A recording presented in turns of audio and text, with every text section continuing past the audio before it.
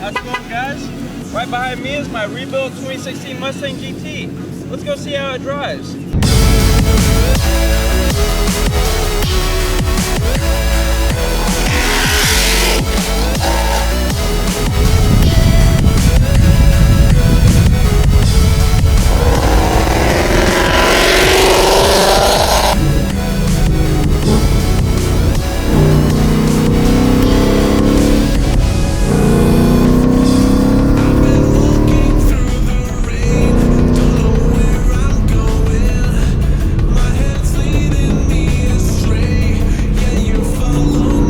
How's it going, guys? So we're in the Mustang right now, and I'm going to give you a little bit of my impressions about this thing. Let's get up on the open road real quick. First off, we'll talk about the cockpit of this thing. So the cockpit inside this Mustang GT, man, I will say in the 6th generation Mustangs, they have really made lots of improvements interior-wise. Before, I've never really been a big Mustang fan, to be completely honest with you. I was never really a straight line guy. I mean, obviously I have a 2.2 liter Honda S2000. I mean, obviously that's not the fastest thing in the straightaway, but I'm really more into road course driving versus like drag strip driving and stuff for the most part. So that's why I've never really been a big fan of the Mustang. And plus, I mean, everybody has one. That's another thing. That's another reason I've never really been a big fan of the Mustang. They didn't really handle all too well with the live rear axle. Everybody has one, and that's why they've never really appealed to me until this new generation came out. The new generation Mustang, they really took a lot of influences from European car designs, and I think it gives it one of the best. I think this is one of the best looking Mustangs on the road today. The curves of it, it's a beautiful car. I mean, just looking at it running down the road. Let's do a little bit of comparison to the new Camaro versus the new Mustang. Honestly, the 6th gen Camaros look really great as well.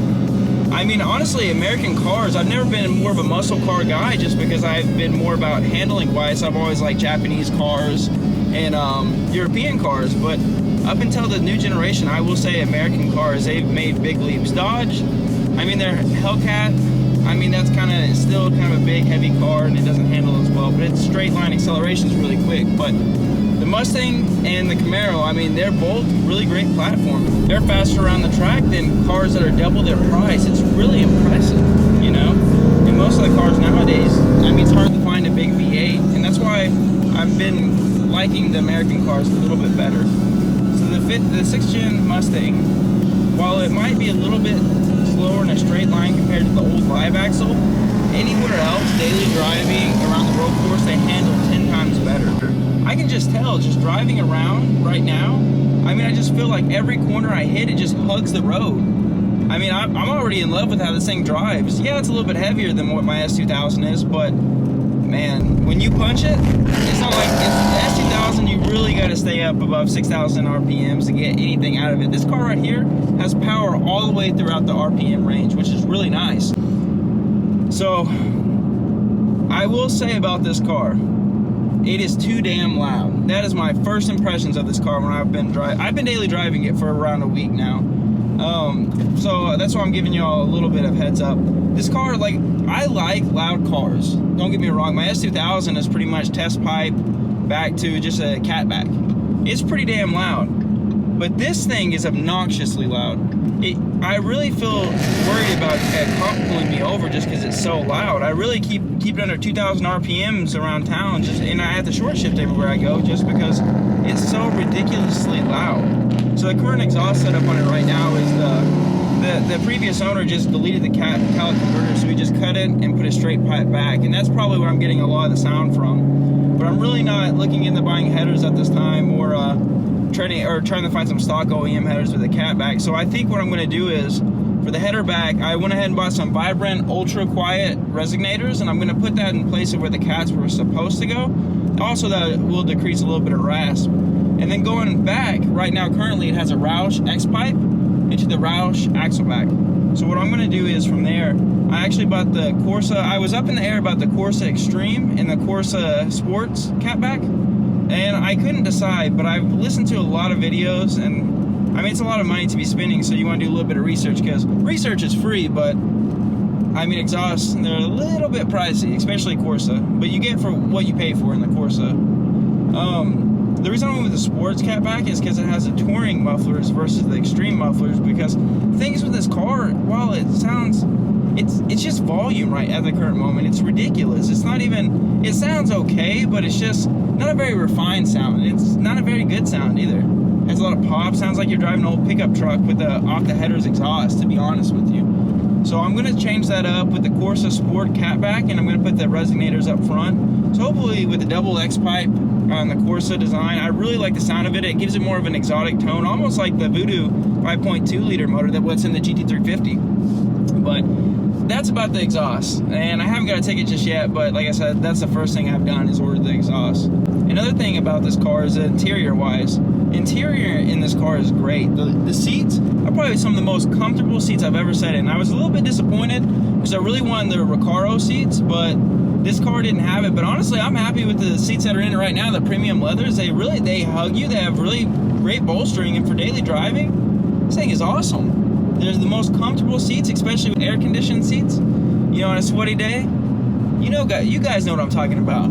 The air-conditioned seats are really nice. One of my favorite modifications so far, I haven't really done too many at all, but the GT350 steering wheel, Alcantara wrapped it. It feels really great in my hands. I've heard a lot of people report back that fades away after a while after using, and it kind of gets nasty after a while, but we'll see. I'll let y'all know how I feel about that. But I really like the feel of the steering wheel, and I like how it has a flat bottom and everything. It just improves the driving experience.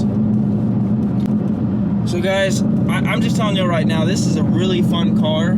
I'm really happy with it. I mean, it gets looks everywhere you go, which honestly might be from the exhaust, but I mean, I don't know. It gets a lot of attention anywhere it goes. I mean, I live in Oklahoma too, so Mustangs are a big deal. Everyone's it's more the Mustang area and stuff, so I mean, you see a lot of them, but this one right here with the GT350 style front end makes a big difference. I mean, just on the looks of it. This car just handles so greatly around those corners for a big V8. You wouldn't imagine a Mustang handling this well. I'm really shocked at how this thing handles. This is going to be my daily driver primarily, but I do plan on taking it on trips around, road trips, go out in the mountains and stuff. And also I do plan to take it out to Hallett one day soon as well. Currently right now the wheels are on the stock performance pack wheels, and the tires, the guy put like 245s up front and 275s. I actually ordered some wheels, which you all guys will see in another video, but I'm going to run 295 or 285s up front and 305s in the back. So it should end up improving the handling feel as well too. So that's another thing. This car, the big ass Brembo brakes, I mean, you'll throw somebody through the windshield. I'm telling you, these brakes are magnificent. So hopefully I won't be hitting any crowds anytime soon. But yeah, this car, it just, I read a lot of stuff online, and people talk about how the transmissions and stuff, how the shifter feel and whatnot. But honestly, alright, so that Honda S2000 shifter is quoted by a lot of people as one of the best shifter, quote unquote, besides a Porsche or something in that matter. But honestly, the shifter in here, it's not that bad. I mean, I could see where improvements could be made, but taking it to the S2000, it's really not that bad. I mean, tilt downshifting, it takes a little bit time to get used to, because there's a few different driving modes in this car. So there's normal mode, and then there's also Sport Plus, which changes the throttle responsiveness. So depending depending on what mode you're in, it might throw off how you're used to flipping the throttle and whatnot. So it might throw you off a little bit, but man, I'll just go ahead and say right now, this car is amazing. I love driving it. It's gonna be a fun daily driver, and it's gonna be fun to just take on road trips and things like that. And I'm really excited to drive this car around. That brings up another question a lot of people have been asking me. How much money do I have invested in this car total? Rule of thumb, when you have a rebuilt title car, you want to take around 25% off of that. I plan on selling it. I plan on keeping it for a while and driving it and enjoying it. But the total I have in this car completed, I won it for $8,800, and then by the time fees and whatnot, it was $9,500 with all the parts, taking it by Danny to get the frame pulled, all the parts, paint. I mean, we did all the work ourselves besides pulling the frame and aligning it. I have around, and some of this cost, you got to keep in mind too, is like I bought the GT350 style hood, which is more expensive than what I could have bought a stock GT hood for. So I could have done this cheaper. If I just would have went with all just stock GT stuff, I probably could have had around $14,000 in it completed. At this time, I have around, by the time this is tagging, titling it, paying my excise tax and everything on it, I have grand total $15,500. In a 2016 fully loaded out Mustang GT Performance Pack with 31,000 miles on it. So I think I did pretty good on this build. I got really lucky on how cheap I got it, and I'm really happy with it. You know, it's a great car.